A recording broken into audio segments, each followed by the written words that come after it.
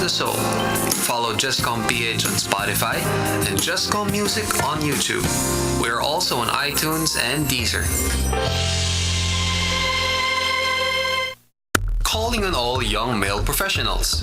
Do you wish to live an extraordinary life?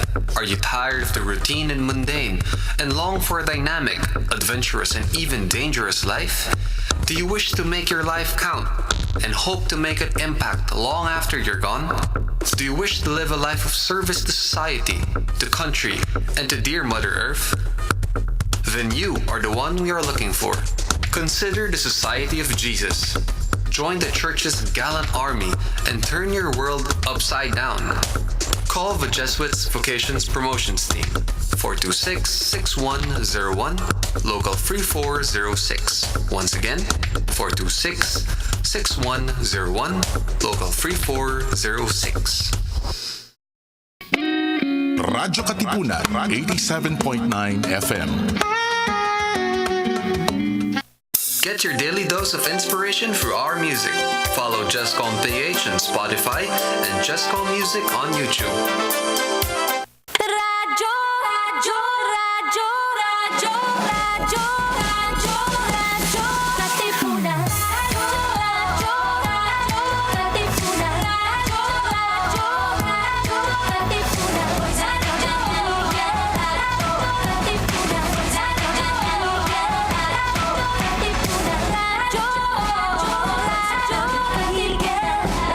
Katipunan.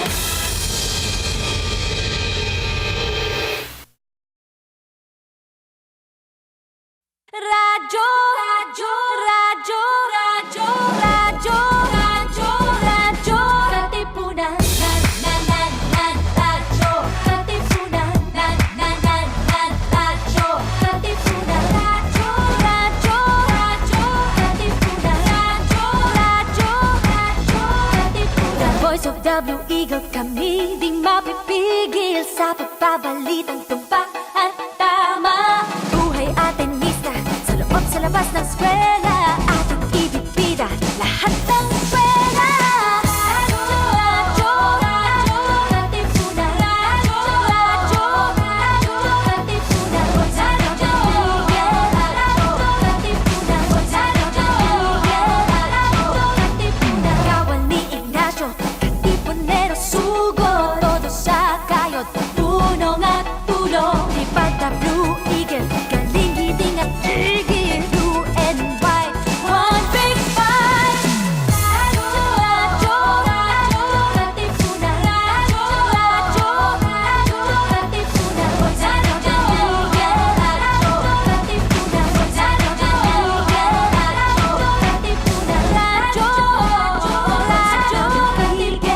Radyo, Katipunan.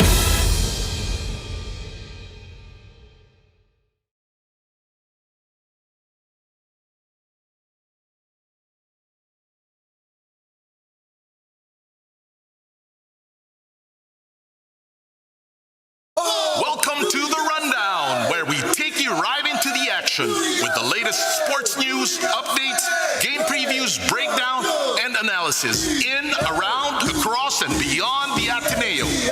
And now, let's get ready to run down! Radyo Katipunan. News, insights, inspiration. Radyo Katipunan. Down from the hill and down to the world. Radyo Katipunan. The voice of the Blue Eagle.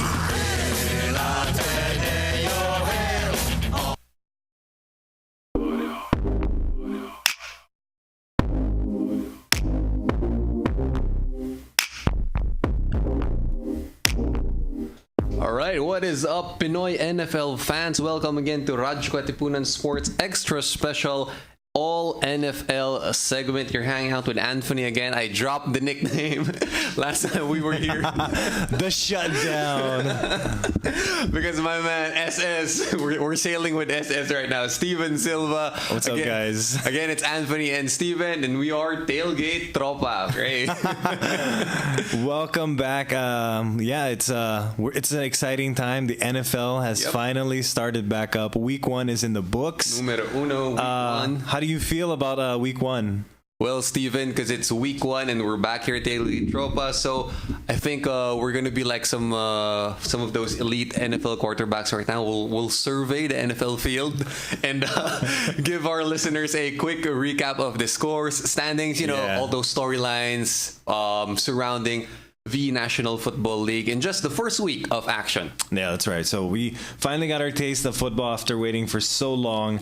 We started off with a Thursday night game. It's one of the ugliest games I've ever watched. The Packers and the Bears. What did you think about it? Well, you know what, Steven? I'm scared for the Bears, to be honest. A little bit of trivia, though. Aaron Rodgers for his career, has dominated Chicago. He has a 17-5 record against their NFC North rival. Yeah. And, he's had a 45-10 touchdown INT ratio against them. And get this, 103.7 overall passer rating. So he basically has their number. Yes, he has. And the thing that was nice, it's impressive that they did get the win. I think they say in the NFL, even if you win ugly, it's still a win. Yep. They won in Chicago. They made the Bears punt 8 times. We always talk about the Bears defense. The Packers definitely held their own. Mm-hmm. Again, the Bears punted 8 times, which is more in any game last season. Trubisky, they literally, they were hoping he was going to do something because you knew the Bears defense was going to hold anybody you put against them. They're going to hold them. Yep. But Trubisky goes 26 for 45, no touchdowns, interceptions, 62.1 passer rating. When you just watch him, I think he struggles just making the throws. A lot of these quarterbacks you always hear like he has a big arm, he has a big arm. With Trubisky, I don't really see it. I see him being very inept, and I think the staff out in Chicago are really going to have to maybe change the game plan, rely more on the running game. But Trubisky's not really showing much. I wasn't impressed at all, and I'm kind of worried. The Bears offense could do next to nothing. Simple as that. They only had 3 points to show for it. Right. But so that was the first game. Moving down the line, another game we have here, of course, the Chiefs and the Jaguars. Our first look at the reigning MVP, and I just have to say, it looks like he's gonna have even a better season than last year. And I don't mean statistically, but I mean just watching the game. This is one of the few games I watched in its entirety. Mahomes just looks like sometimes he's playing with the defense. Yeah, just toying. You know what I mean? Like he's throwing a no-look fade into the end zone, which he didn't connect on, but just the way he carries himself now, year 2 of having this team under his reign, it's just like it's scary. It's really scary. Right. Just to key in on that game, Steven. So Kansas City Chiefs, they just absolutely ran through the Jags defense. They put up 40 points, including 3 touchdowns through the air. And very interesting about it is all those free receiving touchdowns were passes from Pat Mahomes, not to Tyreek Hill, but to a forgotten star for most NFL fans. This is Sammy Watkins. I almost forgot Sammy Watkins could do that. I mean, this guy's a high draft pick. He's been going through a lot of injuries, so you forget that he has that speed. And a lot of these catches that he was making the other day, he would catch it and have two or three guys around him, and he would find a way to just break it out, and a couple of them went for a touchdown. And Watkins was able to, just corral and snag these 3 touchdowns for 9 catches, 98 yards. Against, these guys aren't scrubs at the defensive back position. These are Jalen Ramsey and AJ Boye. Yeah, these are nobodies. And the thing that sucks also for the Jaguars, to add insult to injury, they lose the game and they also lose Nick Foles for probably an extended, hopefully not the season. Ouch. And it sucks because right as he went down with that injury, he made a beautiful rainbow throw into the end zone to his receiver, DJ Chark. And it sucks because I thought maybe the Jaguars might have a decent chance of making some noise. They're in the AFC South. The Texans are a little in the air right now. I think they're going to win that division. The Colts, of course, Andrew Luck just disappearing. And the Titans also kind of a team on the fringe. So it might have been a chance for them to do something, but with Nick Foles going down, it's going to be really difficult. But as we said, Steven, the Jacksonville Jaguars' greatest fears about Nick Foles were recently confirmed because his fractured, they call it clavicle. I'm trying to sound very med school right now, but it's the collarbone. Yeah, it's exactly. the collarbone. And at the minimum... That sucks, man. Breaking this right here, you have to get hit really hard to break something like that. Exactly. It's going to cost Nick Foles 8 weeks. That's half the season. That's half the season right there. So, even if he comes back after 8 weeks, you have to wonder where the Jaguars going to be at that point. Are they even going to be in a picture where they can have a chance of making the playoffs or even having a winning record? So it's hard without that. I mean, week 1 injuries are the worst. And especially Nick Foles is a Super Bowl MVP, right? So he is. I mean, that's why they picked him up, hoping they can take the team. He's not exactly the guy you're going to rely on for the next 10 to 15 years, but better than what they had. So because the guy replacing him is their rookie 6th round pick named Gardner Minshew. I like his name, yeah. Minshew. I mean, I think I was watching the game and the announcer had to pronounce his name like 2 or 3 times. It's a unique name, but he made some throws too. I mean, it might be interesting. It's his team now, so let's see where he can take it. All right, moving on, Steven. We got the Chargers and the Indianapolis Colts. Well, the Andrew Luckless Indianapolis Colts. Well, speaking of the winning team first, Steven. So the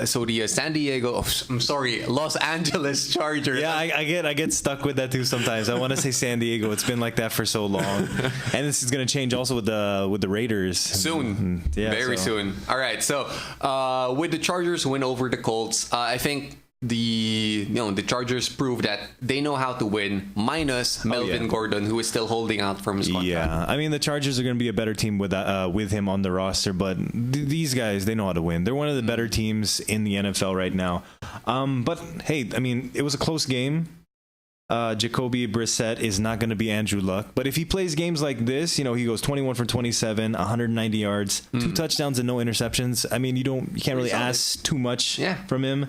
And also, I was surprised Marlon Mack getting 25 carries, 174 yards. Wow! So if they can get that kind of production, 24 points in a game, it's going to put them. It's going to keep them in games. But you go up against the Chargers. It's a tough task to beat Phillip Rivers. He's one of the better quarterbacks in this league for the longest time. Yeah. But with the Chargers though, of course, it's been a storyline of the offseason. These soap operas with players holding out of their contracts.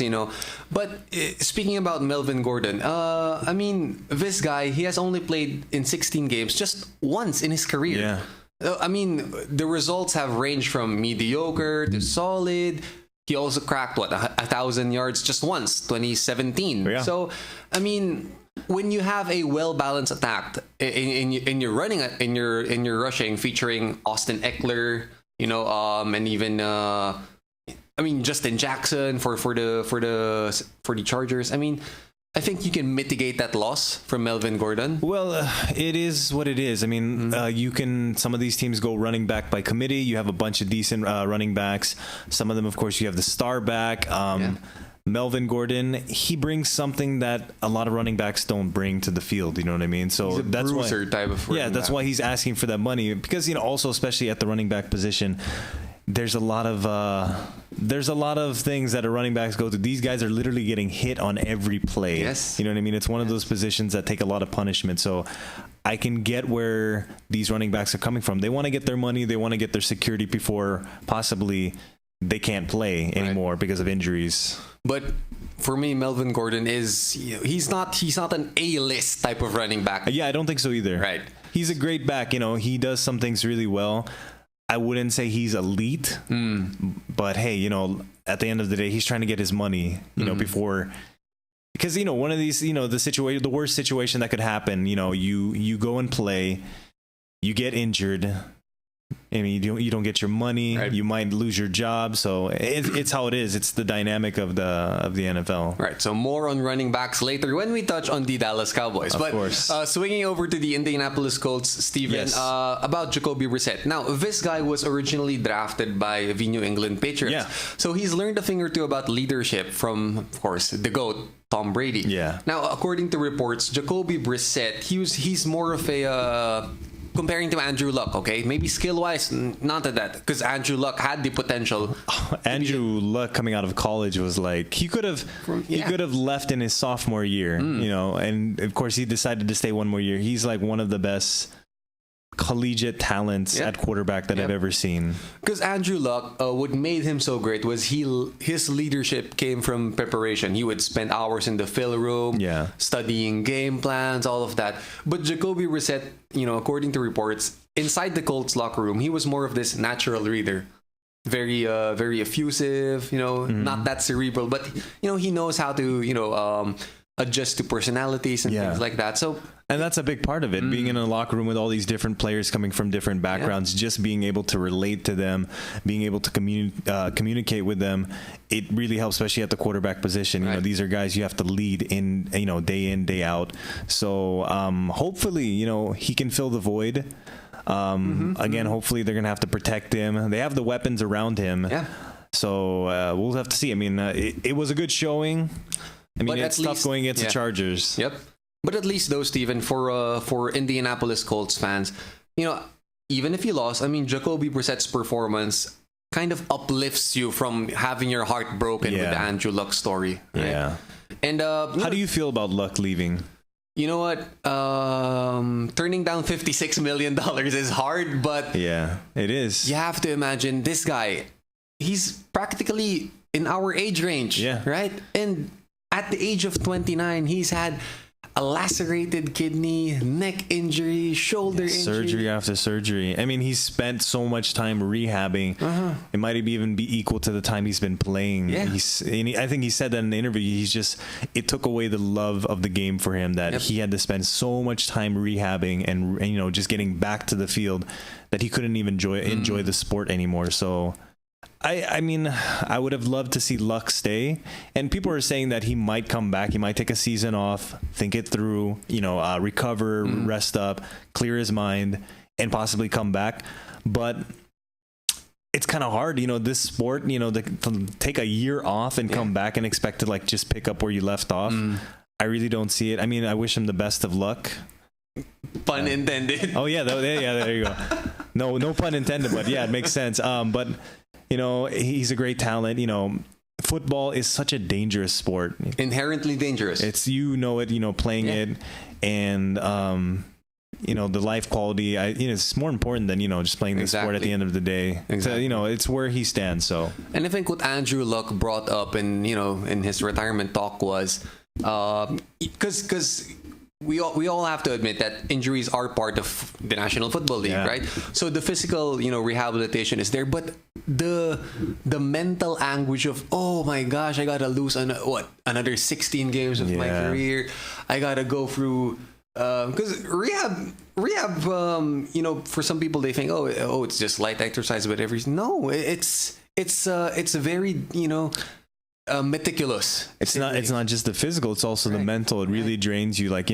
Physically you can't do the things that you were able to do, and it kind of takes a toll on your mental aspect as well. What I found unfair though was the Indianapolis Colts fans booing him in their own stadium. I mean, that was uncalled for. And it's the timing. I'm sure a lot of fans were disappointed. He literally decided to retire a week before the season started, maybe less than a week. So it is what it is. Fans are fans, we're fans, we say a lot of stupid stuff, we don't think when we scream and stuff. But it is what it is. Wish him the best of luck. All right. No pun intended. Okay. All right, so moving down the list, the Rams, the Los Angeles Rams, traveling out to Carolina to take on the Panthers. One of my new favorite flavors, one of my newest favorite players right now is Christian McCaffrey. Okay, C-Mac. I love this guy. When he runs, he's just like a bunch of pistons moving around. He's so shifty. He's one of those guys. He's exciting because he can do either both. Either he'll run past you, he'll put a move on you, or he will run right through you. He's one of those guys. He stays low to the ground. He does everything. Even in the loss, I don't think you could put the blame on him. He was running. He was catching passes. He was putting out blocks. He even took a direct snap during the game for a touchdown.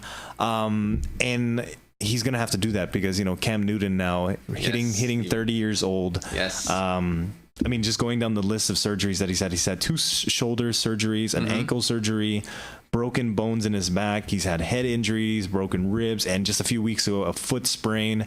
And during the preseason. And you just have to wonder when you watch him. I was watching the game, and he still has the arm. He can make the throws.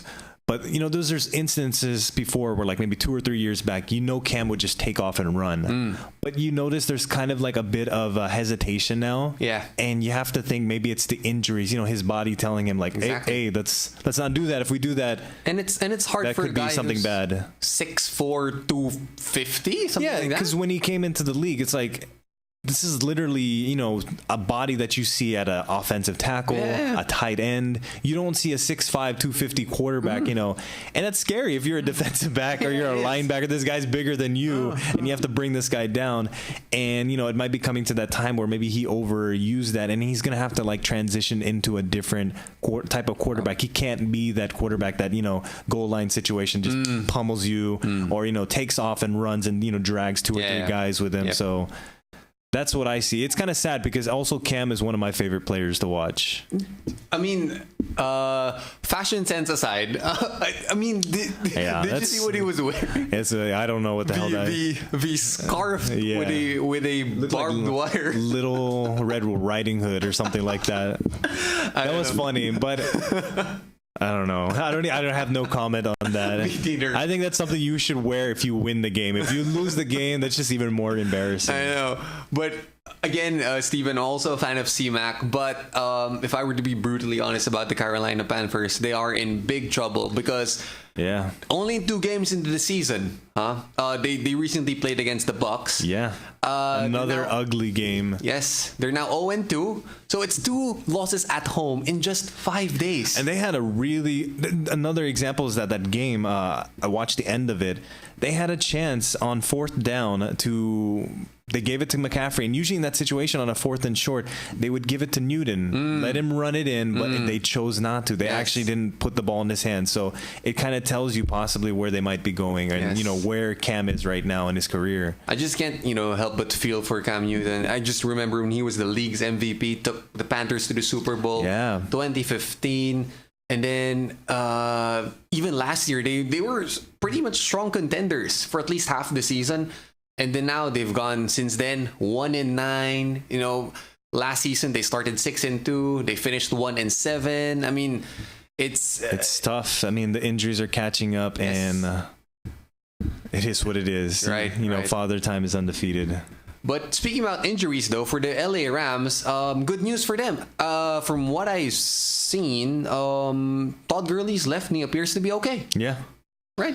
So the load management program, I mean, that's the thing now with the NBA and the NFL. Yeah, it's I guess it's trickling over now to the NFL, the whole load management. I mean, when you have a guy like that, though, I guess, you have to protect him, But at the end of the day, there's going to be situations where they need him to run the ball, They're going to need they need his big playability to just open games up. So we'll see. It's early in the season. Load management might be fine, but later on this season, you're going to have to wonder. They're just going to have to, at one point, just kind of let him loose a little bit. And also for Jared Goff, who, by the way, he didn't look comfortable at all in that game. Just watching him, though. He missed too many throws, but good news for him, too, is that Cooper Kupp, one of his favorite receivers, is fully recovered also from knee surgery. Yeah, he had a decent game. He had a couple good catches here and there. And, Goff is going to need him to be healthy. All right. So, next game now, Steven. Still in our quarterback focus. Doc. Eagles and Redskins. Of course, we got to focus on them. They get all the money. Eagles, Redskins. This was an interesting game, especially. I mean, the Eagles waited until they got down 17-0 before they started scoring. And Deshaun Jackson. I didn't even know he was still playing in the league. He's 32 years old, but for what now? 12 years? Speed kills. Yeah, he's still in the league. I remember watching him when he was still in Cal. Berkeley, right? Yeah, Berkeley. He's still an X factor. He goes 8 receptions, 154 yards, 2 touchdowns, and both of his touchdowns going for more than 50 yards. Yep. It's just something you can't coach, man. Just like burning speed is speed. And it's funny because Wentz only had 1 50-yard touchdown all of 2018. Right. That was to Jordan Matthews. So it's really nice to see Deshaun Jackson back in Philadelphia. He just belongs there. You know what I mean? You think so? Yeah. I mean, except for his, the some of the boneheaded plays he made earlier in his career. But he's learned a little bit. Yeah, but This guy, I still remember Deshaun Jackson. Just, you remember when they were playing the Giants?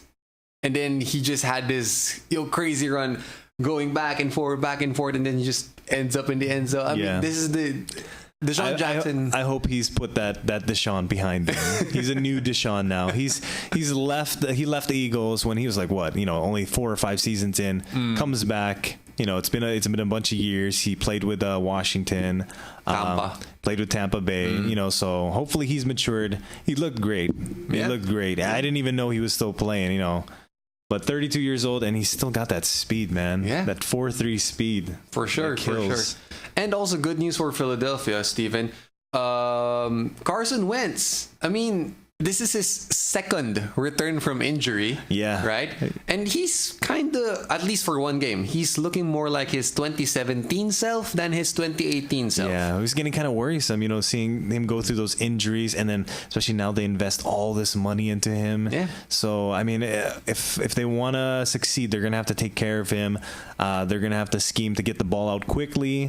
And, but they have the weapons to do so. Right. So, and also for Philadelphia, props to Doug Peterson's coaching. I mean, I don't think they would have won this game against the Redskins if it weren't for the coaching of Doug Peterson. Critical 4th and short attempt from their own 34. Yeah. That kept the ball rolling on a 12-play, 75-yard touchdown drive that pulled them within one possession. I mean, Doug Peterson, there's a reason why he has brought this team to the Super Bowl 2 years ago. So, but for all Doug Peterson's brilliance, I'm still not sure about Jim Schwartz as their defensive coordinator. He's been running the exact same defense that he has for 3 years now in Philadelphia. Their defensive backs always play at least 8 yards off, and then they wait for their safeties to help. For me, that will always cause problems for your defense. Yeah, I mean, it's one of those defenses where you just kind of hope you just bend, but you don't break. And I mean, the Redskins, they took advantage of that. They were really destroying that defense early on, but then at least the offense kind of kicked in. It took them 17 points down for them to kick in, but they did, and they pull out the win, and on the road too. So. Yes. Moving down the list, you have this marked down as the game of the week. Yes, it is. Absolutely. And this was a good one. Yes. This was a good one. It's literally Drew Brees going up against Deshaun Watson. I love it. This was my favorite game of the week. And this was one of those games where even if you just started watching in the fourth quarter, it was already a good one. You could have literally turned this game on, fourth quarter. What's happening? I don't know what's going on. And it's like, wow, this is a really good game. Yep.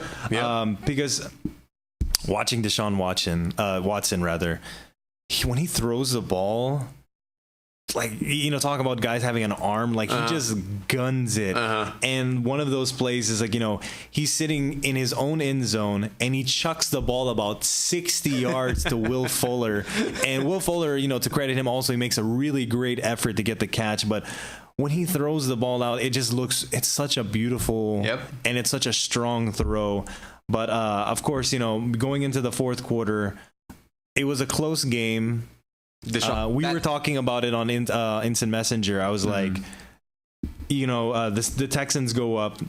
Well, they almost didn't go up. They got saved by a roughing the kicker penalty. So they score a touchdown. They go 27-27. They're about to kick the extra point. They kick the extra point. It goes, I think they miss.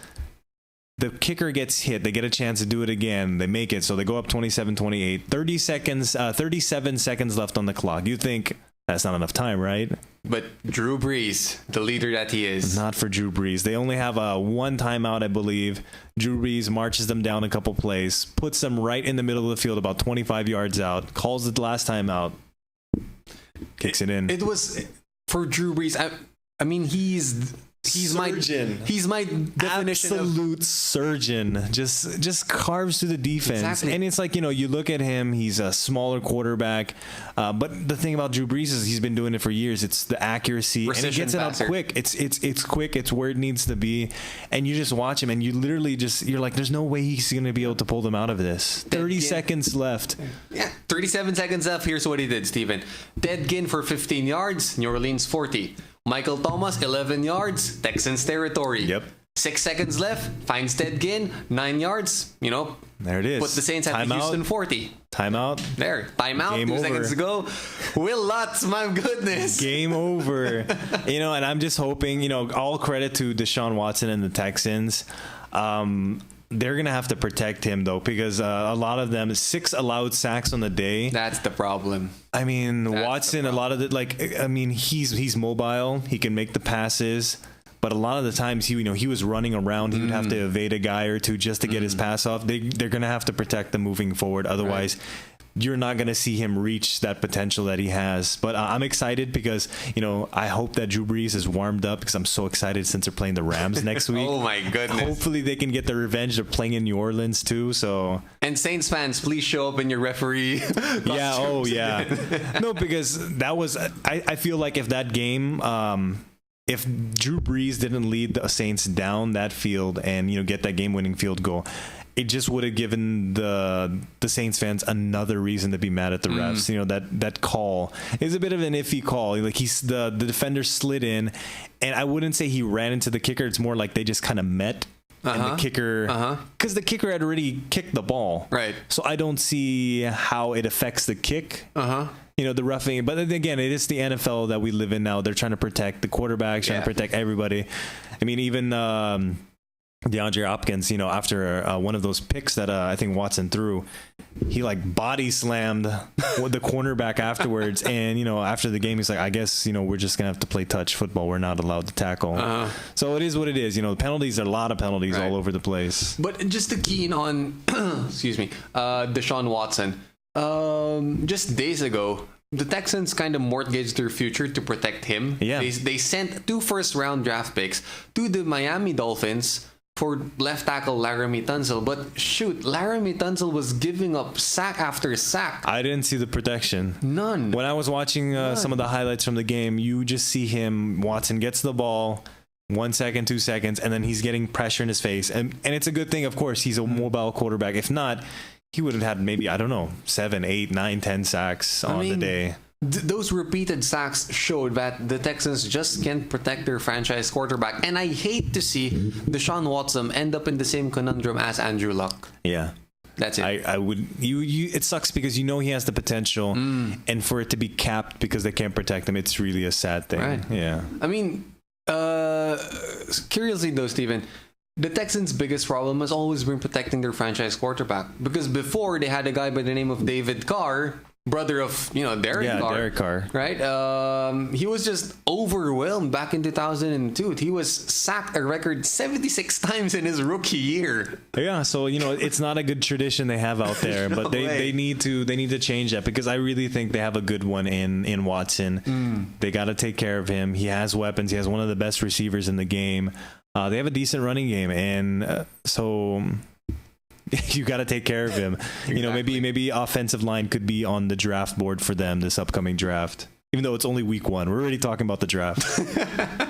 But yeah, moving along to another quarterback who, he proved a lot of people wrong. Yes, he did. The Ravens versus the Dolphins. Lamar Jackson. Yes, you have it written down here. Oh, have mercy on Miami. Not bad for a running back. Not bad for a running back. Lamar Jackson, 59 points. That's the most that I think the Ravens have ever posted in a game in their franchise history. I would think so. And it's crazy. You look at the stat line: 324 yards, 5 touchdowns, no interceptions. And you ask somebody, how many pass attempts do you think he had? How many did? He only had 20. Imagine that. 17 completed passes out of 20 attempts. It's insane. That. And 5 touchdowns, 324 yards. A big chunk of that, of course, is Hollywood Brown making some big plays. Cousin of Antonio Brown. Yeah. Some big plays. Really nice to see him kind of go off in his first game.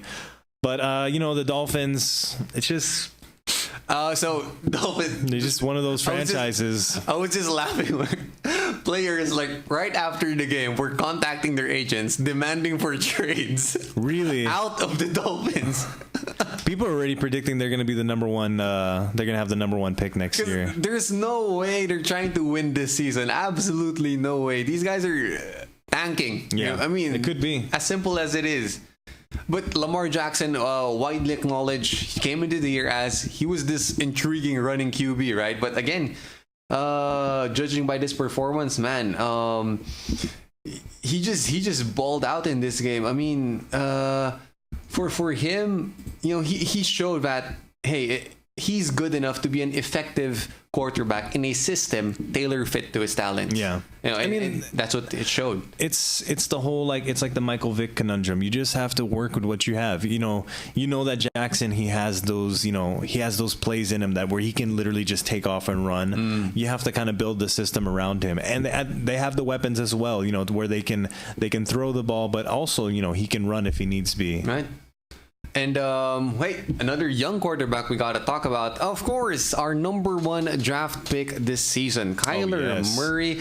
Steven, Arizona had a total of just 100 yards entering to the fourth quarter of their season opener against Detroit, and then 18 fourth quarter points. Yeah, they were down 24-6 in the fourth quarter, and in his first NFL game, very impressive. The one thing I saw about Kyler, he's very mobile. He moves around. He has one of those, I don't know what you call it, an internal alarm. He knows when the pressure is coming, and he can move. Of course, he has the mobility to move around.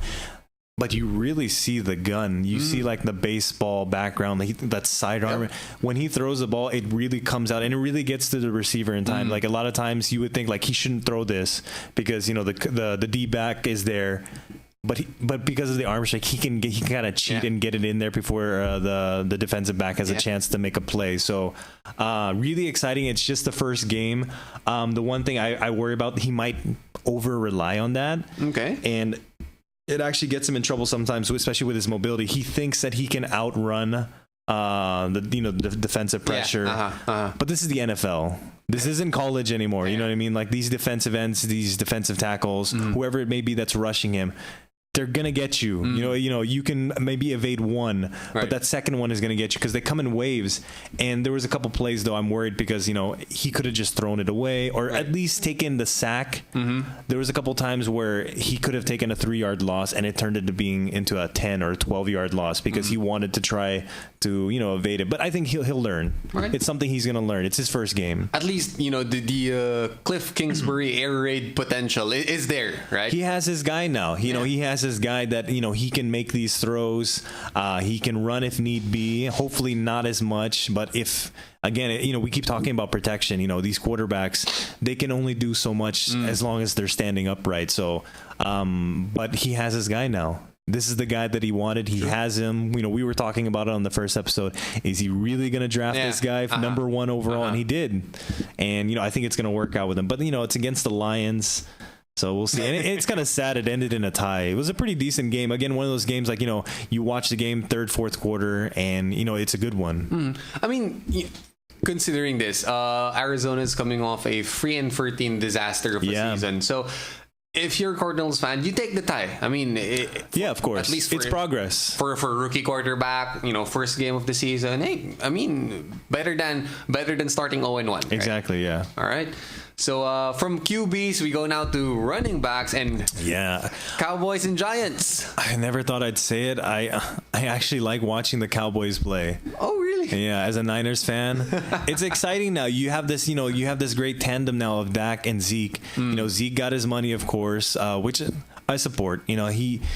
It might have been a bit early, but he's one of those backs you can give him the ball 25, 30 times and he's just like he does. He's just going to keep eating and eating and eating up the defense. And he didn't have a huge game in this one against the Giants, but they got the win, but Dak is showing that he's like, hey, pay me. Yep. I need that money too because Jones, if he can play like this on a consistent basis, that's like a top 5 quarterback right there. You know what I mean? He's making throws out there. He's got the poise in the pocket. The offensive line is finally healthy now. They're protecting him. If him and Zeke can get going on all cylinders, you have a really potent offense right there. So I'm excited to see it. They beat down the Giants, who's a team just going in the complete opposite direction. Eli Manning I don't even know why he's still out there. Me neither. He's just one of those quarterbacks that has a starting job, but I don't think he's really a starting quarterback anymore. It's more of the nostalgia, I think, that the franchise is paying for. I guess, but nostalgia doesn't win you games. Exactly. You know what I mean? It doesn't put points on the board. So Daniel Jones might. I think it's maybe a couple more games in, and it might be Daniel Jones time. Yeah. But again, speaking of Zeke, Steven, his 6-year, $90 million. Oh my goodness, $90 million contract just eclipsed Todd Gurley's 4-year, $60 million. That's what it is nowadays. It's literally like, okay, you got $90 million, I'm gonna get 95. Oh, you got 95, I'm gonna get 90. Yeah, it's not like he doesn't have the money to do it. So I'm sure. I'm hoping that Dak's also gonna get his soon. Secure him up, and you have those two guys for the next 5, 6, 7 years. And just build around them. But the thing is, though, Steven, if I'm just playing GM right now in my head. If I'm Dallas and I want to be a contender for the next, again, maybe 5 seasons, of course, Zeke got his money, but you mentioned Dak Prescott. Dak Prescott really needs his, respect and recognition because looking at trends right now in the league, having a legitimate number 1 star running back is kind of not how you win anymore. No, it's not. Especially when you look at these Super Bowl champions of, 2000s onward. They often feature 2, sometimes 3 running backs. Looking at New England, they had how many running backs going for them last year? Yeah, they had Burkhead, who else? James whole White. Stable. Rather than it's not just one guy. Yeah, and it's the trend of the NFL. It's all about passing the ball. If you can pass the ball effectively, you're gonna win games. It's not so much about the grinding it out. 2-3 yards per play. It's almost like the NBA. It's all about the big play, shooting the 3, getting the big play down the field, 40, 50 yards. So if you have a quarterback that can make those plays, you're going to put yourself, I would say, in the upper echelon of the NFL. So Dak is, he has the fortitude of a quarterback. He has the leadership. I think he has the right head on his shoulders. Right. If I'm going to say that. So hopefully he gets his money, and hopefully they can push themselves in the right direction. Maybe not too much. I don't like the Cowboys, but they're exciting to watch. I have to give them that. Yeah. When they got things going, they're exciting to watch. Plus, running backs now are more versatile, meaning, it's not just about running the football. It's about catching, lining up sometimes as an extra receiver. And that perfectly describes Zeke. He does it all. That's why he got that payday, because he can do it all. You watch him, he blocks, he catches passes, and of course he can run. Right. But, I would still say that my number 1 running back league-wide is Saquon Barkley. Oh, yeah, I was going to say that too. Yep. Oh, I love Barkley. Oh, Saquon. He is a beast. Yes, sir. He had about 150, 160 yards this game, but he can't do it all by himself. Exactly. He literally cannot do it all by himself. Let's go Giants, Daniel Jones. All right, Vikings and Falcons. Steven, speaking of running, Vikings are going pretty much old school. They're running the football to the ground. Yeah. Because that didn't happen last season. They averaged just 93.3 rushing yards per game last year in 2018. And hey, in this game, Dalvin Cook, their promising second-year running back, he finished with just last year 615 rushing yards, but in this game he rushed for 111 yards, 2 touchdowns and 21 carries. And then the Vikings rookie Alexander Mattison also chipped in with 49 yards, 9 carries. So I think the Vikings are just saying that Kirk Cousins, you're not going to pass it a lot this year. No, he didn't pass it a lot at all. He passed it 10 times. 10 times. 8 completions, 10 attempts, 98 yards. And Kirk Cousins, he's not one of those guys where you expect him to go out there and maybe throw it 40, 50 times. It doesn't seem like the Vikings offense is built for that. And like you said, it's about running the ball, putting their defense on in a bad position. And every now and then it opens up the pass. Yep. So I think that's probably how they're going to have to work with it. Beat him down with the run and then let Kirk Cousins do his thing. But he's not a guy that's going to throw you back into a game. Yeah, exactly. And but when you look at the new offensive coordinator of the Vikings, Kevin Stefanski, I think they're trying to really digress from John DeFilippo's failure to establish the run last season. And again, by the showing of this game, yeah, it's a good showing for the first game. I guess running the football still brings success in 2019. It can. I mean, it's not the trendiest thing to do, but it definitely can. If you have the guy or you have the guys to do it, and more importantly, you have the the offensive line to do so. Why not? That's what I used to love about watching games in the 90s, early 2000s. It's literally willing the defense down. It's like, we were going to hit you in the mouth. Yes, sir. And we're like, literally, we're going to tell you we're going to run the ball, and you should try and stop us. Right, sir. So we'll see. It is a different era, different time.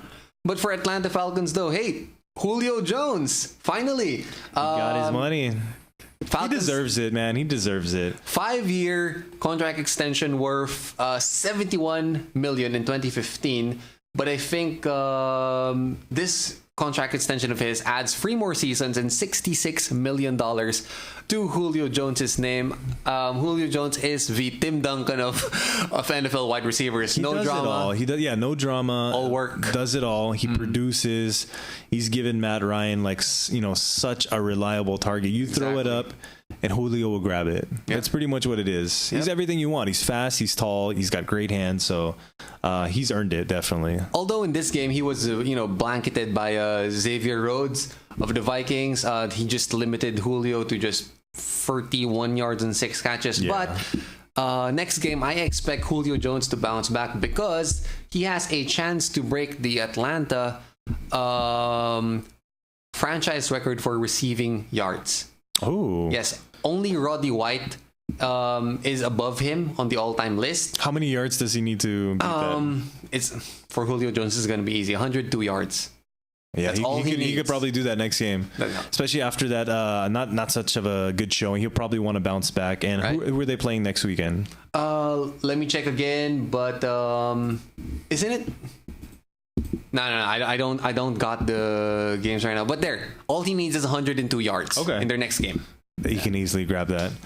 All right, moving on. Speaking of hype. Well, we weren't speaking of hype, but speaking of one of the most hyped teams this offseason, the Browns. Oh, my goodness. I think this is the perfect example of, games are not played on paper. You can have all the hype. And for me, it's like, I don't know where all this cockiness and hype is coming from. This team went 7-8 last year. You have your quarterback in Baker Mayfield, but I don't want to say he's completely proven himself yet. And, they came up against a really hungry Titans team, against another quarterback who's also still trying to prove himself. The much maligned Marcus Mariota. Yeah, who's had it's a tough situation being out there in Tennessee. But this is literally a make or break year for him. It's year 4. There's no more excuses for him, but Baker... Well, I watched some of the highlights, and he was getting pressured a lot. They recorded a safety against him, and one thing I noticed, and I don't know if it's because of the pressure or something that Baker does, he throws a lot of throws off his back foot, which is really bad, and it led to 3 interceptions, which none of them were really forced. If you watch the interceptions, none of them were forced. Just some bad throws into some windows that you probably don't want to throw into, and he also got sacked 5 times. So Baker Mayfield, if you're going to want to win some games, you can't be sitting on your butt, getting sacked. Or chugging beer in your free time during baseball games. I like that, though. To be honest, I like that. That was pretty cool. That was pretty awesome. I think that just validates Colin Cowherd's argument. I thought it was awesome. That was pretty cool. They just popped it open and just sucked it out. That was pretty awesome. He can't get the frat boy out of it. He can't. He's going to have to, though. And, he's going to have to win some games because these guys are, by many, favored as one of the Super Bowl contenders. So... But anyways, Steven... you're not going to get the Super Bowl playing like that. Exactly. But still on the wide receiver talk, if Julio Jones does it without any drama of sort, Odell Beckham, there's always something that's got to be talked about. Him, and now it retails for $190,000. Jesus, the watch that he was wearing. I can't believe it. We're talking about watch. It's a Richard Mille. I don't even know why he was wearing a watch in the first place. I mean, I would assume. I know in soccer, they make you take off wristbands. They make you take off any jewelry. Yeah. Why was he even wearing a watch? And he's not. He's not even an endorser of the brand. Yeah, exactly. But he's saying, no, I can't take it off. I wear it everywhere I go. It's another distraction. That's what it is. It's a distraction from 7 receptions and 71 yards. Yeah, but hey, speaking of receivers though, AJ Brown, rookie out of Ole Miss, 3 receptions, 100 yards. There we go. Of course, you know the running mate of Metcalf, the super buff guy. What's this? Metcalf. DK Metcalf. DK. Yeah, he had a decent game. So, and I mean, they blew them out of the water. They lost by 30 points, 43-13. The Cleveland's just gonna have to get it going because you know once you go to that 0-2 territory, it's really hard to get yourself out of that hole. Right. Yeah. But I think going back to Odell, Steven, NFL players, they just can't be their own brand, like just like NBA players. I mean, LeBron is trying to copyright Taco Tuesday. I don't know how that's gonna work. I saw he got I like that Taco Tuesday. I don't know how you can copyright that, but no, I mean it's a different sport. You know, in the NBA, you think about it. There's 5 players per team. They're not wearing a helmet covering their face, so you can see them. You know, there's some facial recognition in football. The visibility is there in American football. These guys are wearing helmets. There's so many players on the team. So, and the thing is, you only see these guys for what, like half of the game. You know, if LeBron's playing the game, he's going to be there for about 95% of the game. Yeah. So it is a different dynamic. It's a different sport. I don't know. I don't know why you need to wear a watch. I really don't. Do you really need to check the time? There's a big ass scoreboard. You can check stuff. So they lose by 30, and another team that just lost by 30, the Steelers. There we go. Losing to the Pats. Business as usual in Foxborough. Well, not in Foxborough. They didn't. They won this on the road, actually. I mean, as you said, Steven, business as usual for the Patriots. And if you're gonna look at the lineup of this New England team, I think this is one of the best ever Pats lineup. It's just unfair. It's so unfair how Brady gets this. Like at the beginning of the season, it was a completely different landscape of wide receivers for him. And then all of a sudden they get Josh Gordon and now they have Antonio Brown. It's like the rich getting richer. Exactly. And, you know, you have here, like, what do you think the Pats get with AB? You know what, Steven? I mean, he's no Randy Moss, but he's about as close as you can get to it. I think it's the ultimate boom or bust move for New England. I mean, they can afford it, you know. Right, because everyone knows how good Julian Edelman is. He's the Iron Man of that New England offense. Having Josh Gordon as your third wide receiver is just unfair. It's ridiculous. It's ridiculous. It is ridiculous. And you also have your first round pick in N'Keal Harry in your wide receiver stable, plus your offensive line. I mean, they lost their center recently, but you still have Shaq Mason, Joe Thuney. Gosh, it's a well-run machine. That's what it is. And plus, we're not finished talking about the offense yet. New England running backs. You still have who? Sony Michel, potential to be a 1,000-yard rusher. Sorry. James White, he can catch passes off the backfield. Rex Burkhead, solid dual threat if he's healthy. I mean, this is loaded and it is a stable. You know, you don't usually talk so much about, like, you know, I guess the Patriots being this dominating offensive force. You know, they put points up, but this year they are. They definitely are. And it's funny to think that, you know, they just lost Gronkowski and now they're like just completely reloaded out of nowhere. That's what they do. Bill Belichick's like, we don't rebuild, we reload. we don't rebuild, we reload. That's a pretty good impersonation. Then the media's asking, very robotic. What do you think about? Is Antonio Brown going to be practicing in Miami against Miami? No. But again, New England, we haven't even talked about their defense. Stephon Gilmore, he's coming off the best season of his career. Again, the guy who made that clutch INT in the Super Bowl. He earned first team All-Pro honors. He finished as Pro Football Focus's top cornerback. I mean, this has to be one of these. The rich getting richer, man. I mean, it might literally be in the Super Bowl. Right. Who is going to face the Patriots? It's not even who's going to be in the Super Bowl. It's like the Patriots are just waiting for the rest of the league to catch up. They are. But you know what, Steven, I think for the franchise of New England, you know, getting a total head case in Antonio Brown, I don't think it's gonna affect them as much, because remember when they got Randy Moss back in 2007, Randy Moss came from, coincidentally, the Raiders. That's right. He had an underwhelming season there. He goes over to New England. Again, you know how Randy Moss is. Very outspoken. Yep. Very, not as diva-ish as a Chad Ochocinco. Yeah. But Randy Moss is an outspoken personality. Yeah. And then it's literally, it's a well-run franchise literally stealing candy from, a poorly run franchise as the Raiders. They take this hidden gold from them and just shine it up a little bit, and it just produces. Randy Moss had one of the most prolific 49 seasons. touchdowns with Tom Brady. Yeah. And then now it could be poised to happen again with Antonio Brown, partnering up again with Tom Brady, the fountain of youth, 42 years old. 42. He could be poised to have a really big season this year as well. Yeah. So, segueing over the Raiders, of course, they do get the win. They beat the Broncos, but I still think there's a lot of question marks in Oakland right now. Derek Carr looking good though, 22 for 26. Wow. Not missing a lot of his targets. Wow. But again, if anything, I'm going to look forward a little bit. I don't know if they're going to miss AB so much. They got Tyrell Williams around. He's a really big target. He's going to be Darren Waller. Yeah, they're going to be really great security blankets for Derek Carr. Tyrell Williams caught 6 balls, 105 yards, touchdown. But I think the real big test is going to come next week when they face the Chiefs. There we go. They're going to Kansas City.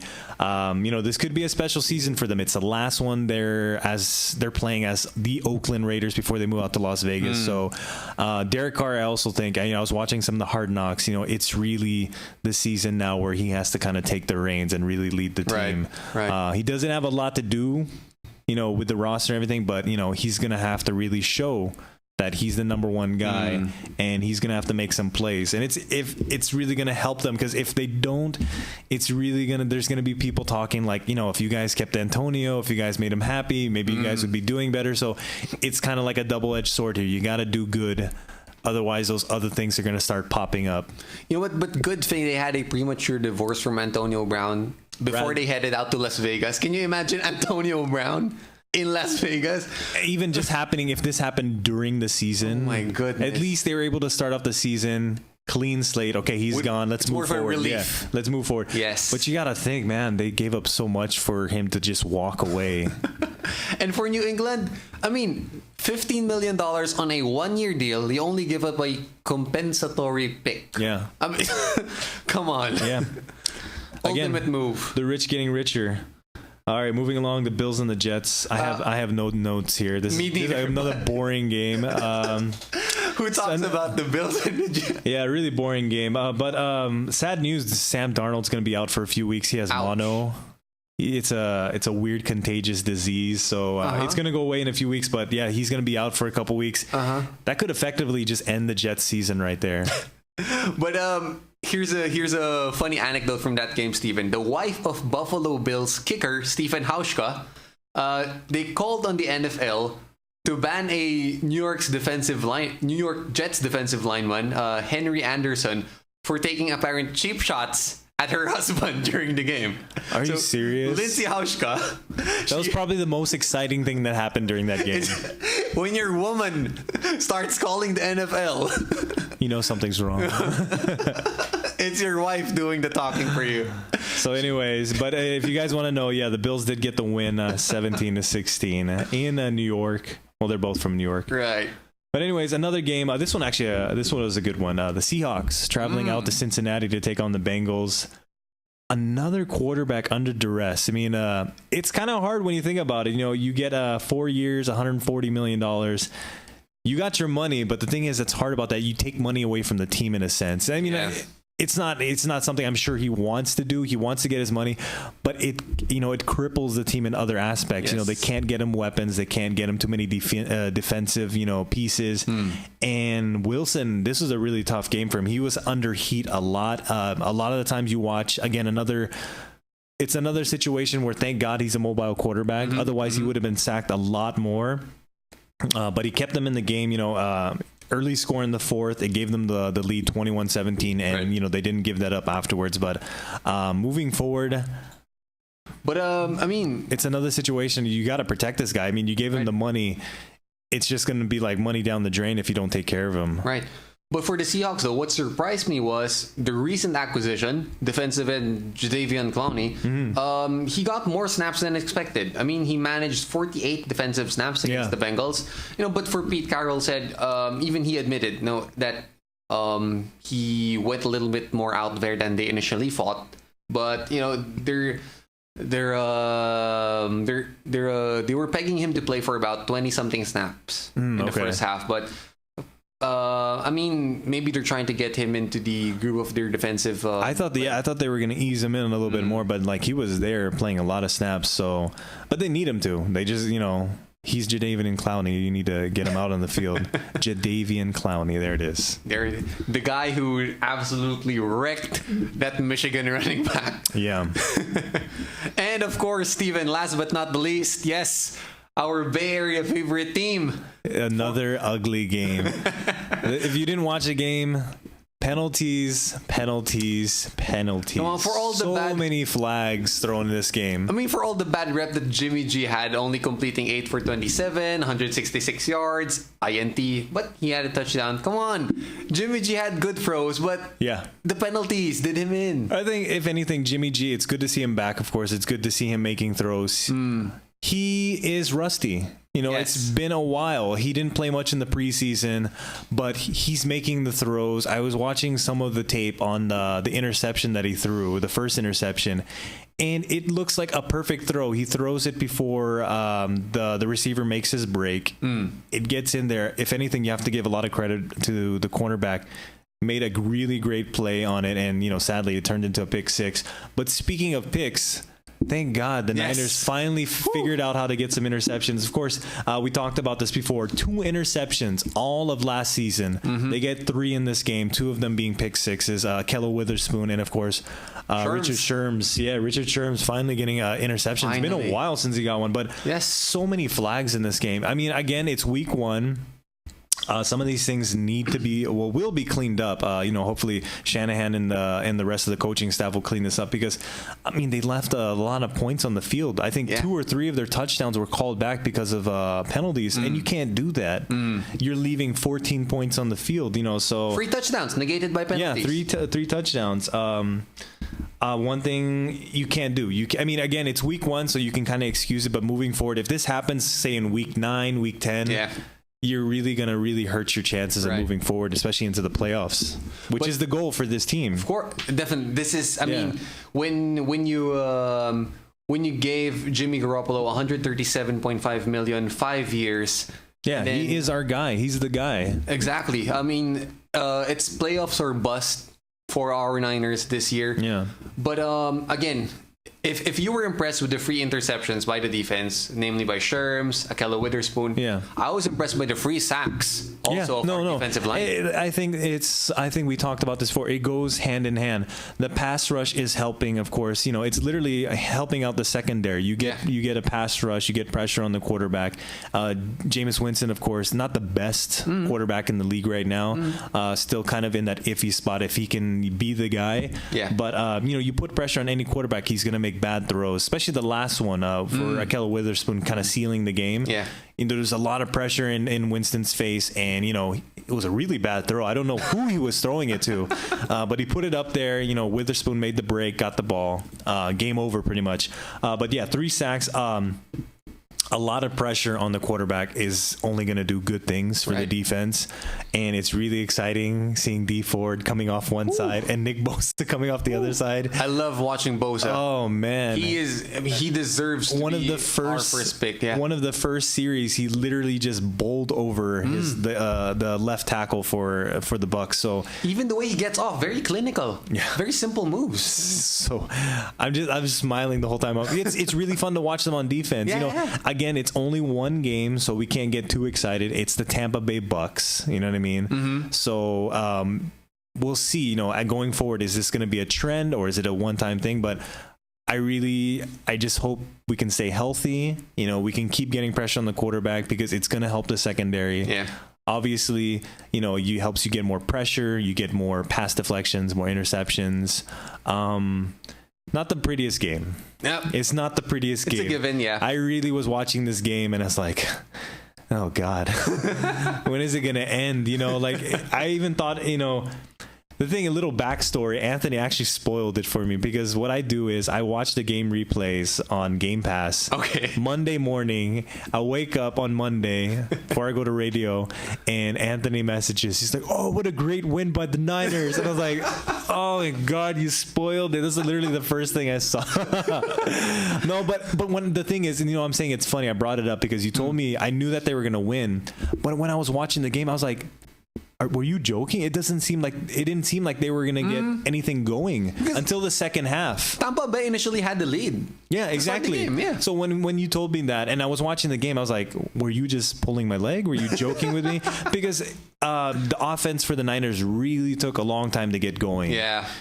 Thank God their defense was able to help them out. But it's how it is sometimes. Sometimes the offense, is a bit sluggish, and the defense has to pick up the slack. But I mean, for Jimmy G's defense,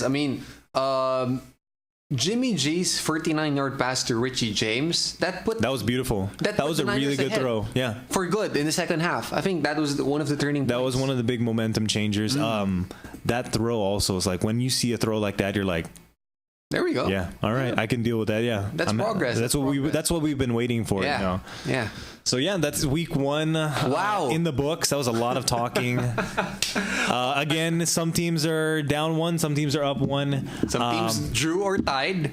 Yeah, 2 teams. I can't believe there are ties in the NFL, but it happens. There are 2 teams that have a tie on their record. But moving forward, week 2 is very important. Right. You go down 0-2. Again, like I said earlier, it's a really hard hole to get out of. You go up 2-0, you start building momentum. Yes. You start, creating those dreams of getting into the playoffs. Looking forward at week 2, who are some of the teams or some of the games that you're looking forward to? How about go shoot for it, Steven? Okay, I have some. I talked about it earlier. The Raiders versus the Chiefs. Okay, it's a division matchup. AFC West, and it's the Raiders going to Kansas City, of course, against Patrick Mahomes and the Chiefs. I think it's gonna be an indicator of what kind of team this Raiders is going to be. Are they going to be able to take on the upper teams in the NFL, or are they just going to be, a bottom feeder as they've usually been? Another game that I'm looking forward to is the Rams and the Saints. Okay. The Rams are coming back to New Orleans. Revenge time. I see that play and I'm like, how do you not call that pass interference? I do not know how, in the era that we live in with so much video replay, the challenges, officials having the power to, reverse plays. I really don't know how in a playoff game with the Super Bowl on the line that you let that game just be decided by a non-call like that. And the next game is probably Titans and the Colts. All 2 quarterbacks coming in trying to prove something. Like again, Mariota, it's year 4. It's really the time. Are you going to be our guy or are you not? And of course you have what's his name, Jacoby Brissett. It's his second game at the helm. Let's see if he can keep moving forward. He actually had a decent game in week 1, so hopefully moving forward he can even improve on that. So those are some of the games I'm looking forward to. As for me, I got this via NFL on ESPN on Facebook. They mentioned that this season features the first time in NFL history to feature multiple matchups between starting African-American Heisman-winning quarterbacks. Oh, wow. I didn't know that. That's a really cool fun fact. The first one, of course, it ended up with Cam Newton losing to Jameis Winston.